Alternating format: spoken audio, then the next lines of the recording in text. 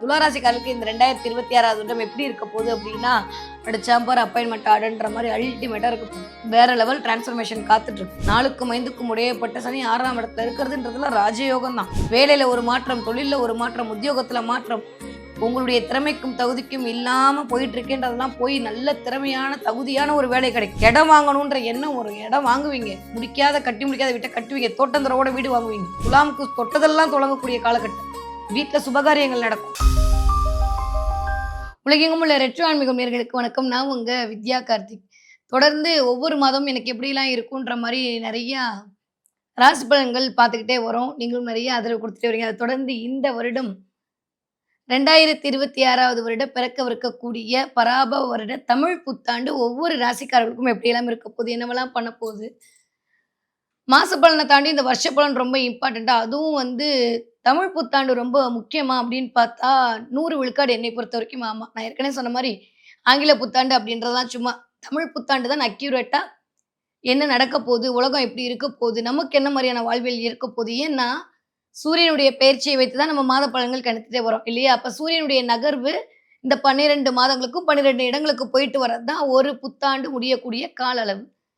அப்ப தமிழ் புத்தாண்டின் வழி நம்ம கணிக்கக்கூடிய கணிப்பு அப்படின்றது மினிமம் ஒரு 30லிருந்து 40 விழுக்காடு நமக்கு ஒத்துப்போவதாக இருக்கும். மற்றவையெல்லாம் உங்க சுயஜாதகம் தான் இம்பாக்ட் பண்ண போகுது. அந்த வரிசையில பார்த்தோம்னா இந்த தடவை பராபவ வருடம் பிறக்க காத்திருக்கிறது. பராபவ வருடம் ஒவ்வொரு ராசிக்காரர்களுக்கும் இந்த பராபவ வருடம் என்னவெல்லாம் கொடுக்க போகிறது, என்ன காத்திருக்கிறது, இதுல நான் கவனமா இருக்கணும்.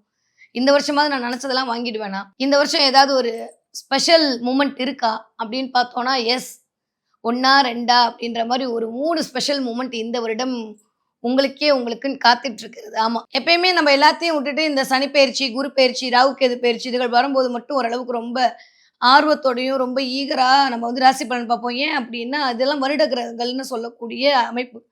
ஒரு வருடத்திற்கு மேலாக ஒரு இடத்துல இருந்து கொண்டு மனிதனுடைய வாழ்வியலை இயக்கக்கூடிய ஒரு காரணியாக அமையப்பெற்றவைதான் இந்த வருடக்கோள்கள். இந்த வருடக்கோள்களுடைய பெயர்ச்சி அப்படின்றது அந்த வருடம் அவர்களுக்கான வாழ்வில் ஏதோ ஒரு நல்லவையோ இல்லை ஏதோ ஒரு மைனஸையோ இண்டிகேட் பண்ணுது அப்படின்றதான் உண்மை. அந்த வகையில பார்த்தோம்னா இந்த தடவை 12 வருடத்திற்கு அப்புறமாக குரு தன்னுடைய உச்ச வீட்டை நோக்கி அமரப் போகிறார். எப்போ? ஜூன் மாதம் 1ஆம் தேதி. ஸோ இந்த தடவை பராபவ வருடத்தில் குரு பயிற்சி இருக்கு. அதை தாண்டி டிசம்பர் மாதம் 5ஆம் தேதி ராகு கேதுக்கள் தன்னுடைய இடங்கள்ல இருந்து இறங்கி வரப்போறாங்க. 11ஆம் வீட்டில் இருக்கக்கூடிய ராகு காலபுருஷனுக்கு 11ஆம் வீட்டில் இருக்கக்கூடிய ராகு அப்படியே இறங்கி மகரத்தை நோக்கியும், சிம்மத்தில் இருக்கக்கூடிய கேது அப்படியே மேலே ஏறி கடகத்தை நோக்கியும் தன்னுடைய இருப்பை நிறுத்தி கொள்ள போகிறார்கள். அந்த மாதிரி குரு 12 வருடங்களுக்கு அப்புறமாக தனக்கு பிடிச்ச உச்ச வீடான கடகத்தில் அமரப் போகிறார். அமர்ந்து அவர் பார்க்கக்கூடிய பார்வை என்பது கிட்டத்தட்ட 6ஆம் இடம், 8ஆம் இடம், 10ஆம் இடத்தை இயக்க போறார். வேலை, தொழில், திடீர் அதிர்ஷ்டம் எல்லாத்தையும் உலக மக்களுக்கு கொடுக்க குரு தயாராகிட்டார். ஓகே, அதை தாண்டி இன்னொன்று இருக்கு ஜோதிடத்துல ரொம்ப சிறப்பான விஷயம். குரு கேது எப்பொழுதெல்லாம் இணைகிறதோ அப்ப கேல யோகம் உண்டாகும். What is the meaning of கேல யோகம்னா கோடீஸ்வர யோகம் வரும். அப்போ குரு இருக்கக்கூடிய 4ஆம் இடத்துல கடகத்தை நோக்கி கேது தன்னுடைய இருப்பை செலுத்த போறாரு. எப்போ? டிசம்பர் மாசம். அந்த டிசம்பர் மாசத்துல இருந்து அந்த கேல யோகம் அப்படின்றது எகெயின் குருவுடைய பயிற்சி சிம்மத்துக்கு வர வரைக்கும் நிகழப்போகுது. இந்த மாதிரியான ஒரு சூப்பரான ஃபென்டாஸ்டிக்கான ஒரு அமைப்போட இந்த பராபவ வருடம் இனிதே பிறக்க காத்திருக்கிறது. ஸோ கோச்சாரத்தெல்லாம் நம்ம பார்த்தாச்சு. இப்போ ஒவ்வொரு ராசிக்காரர்களுக்கும் என்னவெல்லாம் செய்ய போகிறது, என்ன மாதிரிலாம் இருக்க போகுது, இந்த ஒரு வருடம் நான் நினைச்சதெல்லாம் வாங்கிடுவேனா அப்படின்னு வாங்க பார்க்கலாம்.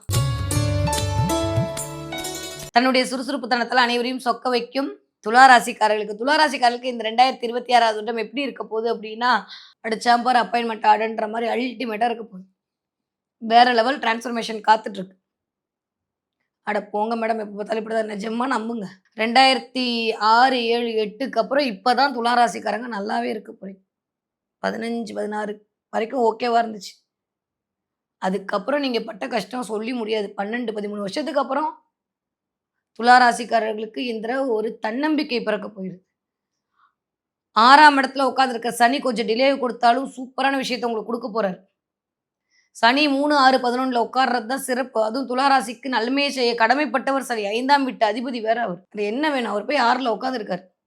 4க்கும் 5க்கும் உடையப்பட்ட சனி 6ஆம் இடத்துல இருக்கிறதுன்றதுல ராஜயோகம் தான். வேலையில ஒரு மாற்றம், தொழில ஒரு மாற்றம், உத்தியோகத்துல மாற்றம், உங்களுடைய திறமைக்கும் தகுதிக்கும் இல்லாம போயிட்டு இருக்கேன்றதெல்லாம் போய் நல்ல திறமையான தகுதியான ஒரு வேலை கிடைக்கும்.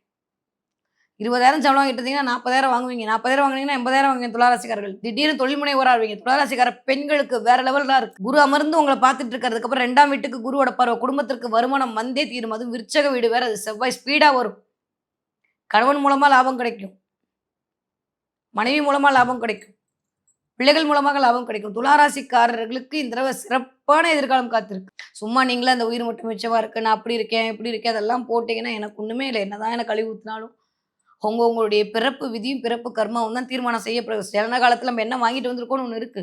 இது கோச்சார பலன்கள். இது 25% 30% தான் பலிக்கும்.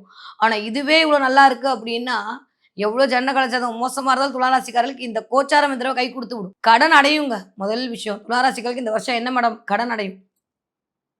6ஆம் இடத்துல சனி உட்காந்து வேலையின் மூலமா வேலை பார்த்து கடன் அடைப்பீங்க. வாங்குன கடன அடைப்பீங்க. நகையெல்லாம் யார் அடமானம் வச்சிருந்தீங்களோ அந்த தடவ மீட்டெடுப்பீங்க. நகை வாங்குவீங்க. வைரம் வாங்குவீங்க துளாராசிக்காரங்க. நகை வாங்குறதுக்கான யோகம், வைரம் வாங்குறதுக்கான யோகம்லாம் இருக்கு இந்த தடவ.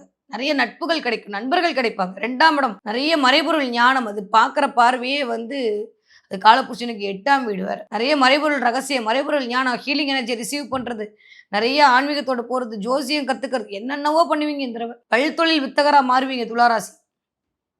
ஏன்னா, எப்ப நம்மளுக்கு நல்ல காலம் பிறக்குதோ, அப்பதான் நம்ம கிட்ட இருக்கக்கூடிய திறமைய காட்ட முடியும். துலாமுக்கு இயல்பாகவே ஒரு பிரச்சனைன்னா, தன்னுடைய திறமைக்கான அங்கீகாரம் கிடைக்காம இருக்கிறது தான். யாரெல்லாம் பேங்க் ஃபீல்ட்ல இருக்கீங்களோ, யாரெல்லாம் ரியல் எஸ்டேட்ல இருக்கீங்களோ, யாரெல்லாம் நிதி சார்ந்த வேலை செய்கிறீர்களோ, யாரெல்லாம் பேராசிரியரா இருக்கீங்களோ, யாரெல்லாம் வாத்தியாரா இருக்கீங்களோ, யாரெல்லாம் கேஷ ஹேண்டில் பண்ணக்கூடிய இடத்துல உட்கார்ந்திருக்கீங்களோ, அத்தன துளாராசிக்காரர்களுக்கும் சூப்பர். பார்ட்னர்ஷிப் மூலமா ஆதாயம் கிடைக்கும். ஏன்னா, ராசிநாதன் ஆரம்பிக்கும் போதே ரொம்ப சூப்பர்.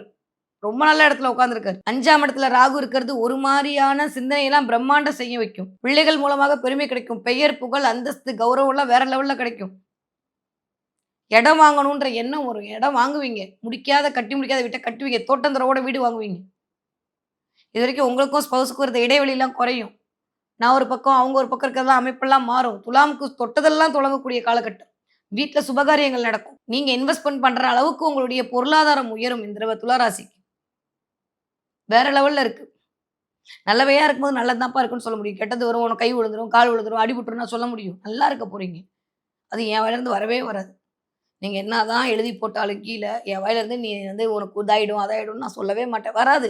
நம்ம என்ன நெனைக்கிறோமோ அதுதான் நடக்கும். துலா ராசிக்காரங்க நல்ல மனசுக்கு நல்லது தான் நடக்கும். இதுவரைக்கும் நீங்க பட்ட வழியிலருந்து வெளில வருவீங்க. அதுவும் படிக்கிற பிள்ளைங்களுக்கும், பெண்களுக்கும் தான் எனக்கு தெரிஞ்சு வேற லெவல். பாவம் பிள்ளைங்க, துளாராசிக்கார பிள்ளைங்க அவ்ளோ எஃபெக்ட் குடுத்து கடைசி நேரத்துல 1 மார்க், 2 மார்க், 10 மார்க்ன்னு அப்படியே போகுது. இந்த தடவ அதெல்லாம் நல்லது நடக்கும். துலா லக்னக்காரர்களுக்கு வேற லெவல் டிரான்ஸ்ஃபர்மேஷன். படிக்கிற குழந்தைங்க சூப்பரா படிப்பீங்க.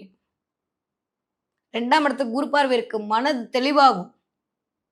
10த் எக்ஸாம் எழுத போறேன், 12த் எக்ஸாம் எழுத போறேன், காலேஜ் சேர போறேன், நீட் படிக்க போறேன் எல்லாருக்கும் சூப்பர். துலா ராசிக்கார குழந்தைகளுக்கும் சூப்பர். துலா லக்னக்கார குழந்தைகளும் இந்த தடவ ஜாக்பாட் கிடைக்கும். ராகு 5ஆம் இடத்துல இருந்து அல்டிமேட்டா இயங்கிட்டு இருக்காரு. 6ஆம் இடத்துல கூடிய சனி வேற லெவல் டிரான்ஸ்ஃபர்மேஷன் பண்றாரு. அதுக்கப்புறம் திரும்ப எகன் 4 போவாரு. அப்ப ஹெல்த்த பார்த்துக்கணும். ஆஃப்டர் டிசம்பருக்கு அப்புறம் துலா ராசிக்காரர்கள் உங்களுடைய ஆரோக்கியத்துல கவனமா இருக்கணும். என்ன மேடம் 10ல வந்து குரு உட்கார்றாரு. பதவி ஐய! 10ல குரு உச்சமா உட்கார்றாரு. பதவி உயர்வை குடுப்பாரு இந்த தடவ.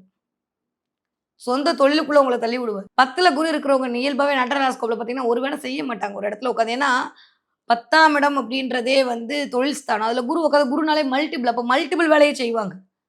அதுதான் அர்த்தம். உடனே பதவி பறிபோன உடனே 10ல குரு உட்காந்து எல்லாருமே வேலை இல்லாம வீட்ல உட்கார்ந்திருக்க முடியும். அப்ப சாப்பாட்டுக்கு என்ன பண்ணுவாங்க? ஜாதகத்த அழகா புரிந்து கொள்ளுங்கள். ஜோதிடம் என்பதே ஒரு போதை. அத அழகா புரிஞ்சுக்கிட்டீங்கன்னா போதும். குரு அப்படின்னாலே அவர் மல்டிபிள். 10ல இருக்கும்போது மல்டிபிளான விஷயத்த பண்ண வைப்பாரு. அப்போ ஒரு இடத்துல அவரால உட்கார முடியாது. அவர் எல்லா இடத்துக்கும் டிராவல் பண்ணக்கூடிய ஆளா இருப்பாரு. இந்த துலா ராசிக்காரங்க மல்டிபிள் டாஸ்க் காட்டுவீங்க. மல்டிபிளா விஷயம் பண்ணுவீங்க. 2, 3 வேலை செய்யறதுக்கான வாய்ப்பெல்லாம் இருக்கு. ரொம்ப நல்லா இருக்குப்பா. கவலையெல்லாம் பட வேணாம். ரொம்ப ரொம்ப சூப்பரான டைம் பீரியட். சரியா முறையா பயன்படுத்திட்டீங்கன்னா 28 வருஷம் உங்கள அடிச்சுக்க முடியாது. அந்த அளவுக்கு சீரும் சிறப்புமாக வாழக்கூடிய காலகட்டம். 20 வயதிலிருந்து 40 வயது இருக்கக்கூடிய துலா ராசிக்காரர்களுக்கெல்லாம் இந்த தடவ திருமணம் கைகூடும். நெறைய பேருக்கு லவ் ப்ரப்போசல் நடக்கும். லவ் மேரேஜ் நடக்கிறதுக்கான வாய்ப்பெல்லாம் உண்டு. குரு 2ஆம் இடத்த பார்க்குறாரு. கண்டிப்பா சக்சஸ் ஆகும். அடுத்து 4 பார்க்குறாரு. சுயம் அதிகரிக்கும். உடைமை கிடைக்கும். கல்யாணம் ஆகி குழந்தை பிறக்கலன்னு சொல்றவங்க குழந்தை பிறப்பு உங்களுக்குன்னு ஒரு உடைமைய வாங்கிப்பீங்க. நெறைய கோவில்களோடு கனெக்ட் ஆவீங்க. ஆன்மீகத்தோடு கனெக்ட் ஆவீங்க. மறைபொருள் ஞானத்த தேடி போவீங்க. அது உங்கள தேடி வரும். உணர்வீங்க.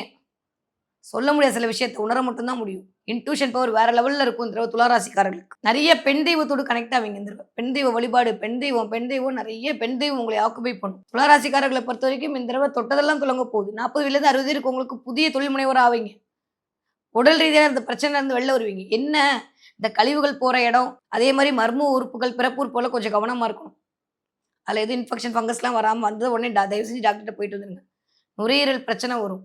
பிரீத் பண்றதுல பிரச்சனை வரும். கொஞ்சம் ஃபீவரு, கோல்டுன்னு அடிக்கடி படுத்தும். எப்போ? இந்த மாசம் ஆரம்பிக்கும்போதே படுத்த ஆரம்பிச்சுரும். மாசத்துக்கு ஒரு தடவ நானும் இருக்கேன்ற மாரி இருமல் காட்டிட்டு போகும். இல்ல கோல்டு காட்டிட்டு போகும். உடம்பு கொஞ்சம் அசதியா இருக்கும். ஆனா ஆஃப்டர் செப்டம்பருக்கு அப்புறம் கொஞ்சம் கவனமா உடம்ப பார்த்துக்கணும். அவ்வளோதான். மத்தபடி எல்லாமே நல்லா இருக்கு துலா ராசிக்காரர்களுக்கு. இந்த தடவ என்ன தெய்வத்தை வழிபாடு செய்ய வேண்டும்? திருச்செந்தூர் முருகப்பெருமான் வழிபாடு மிகச்சரியான யோகத்தை குடுக்கும் துலா ராசிக்காரர்களுக்கு. போய் அவன பிடிச்சுக்கோங்க.